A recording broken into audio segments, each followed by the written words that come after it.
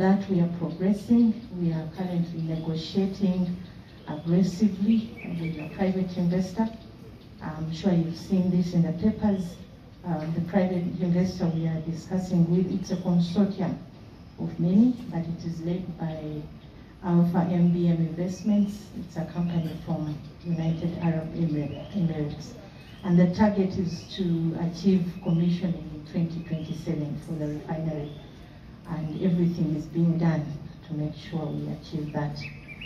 In terms of the other commercialization project, which is export pipeline, I know you've heard about the 1,443 kilometer heated pipeline all the way from Hoima in Kabale to Tanga in Tanzania. This is also progressing quite well. We have an overall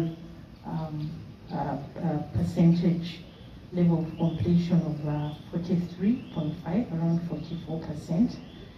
And the first batch for the line pipes in the Ugandan section are already in country. I'm very sure you've also heard about that. So the sector is really progressing. But also on the upstream and midstream, because that is what we regulate as PAU. And firstly, in terms of an update on the development projects, I know you've heard of Tilenga, you've heard of Kingfisher, Tilenga that is operated by Total Energies, and Kingfisher that is operated by CNOOC. Those are the two main upstream projects that are under development.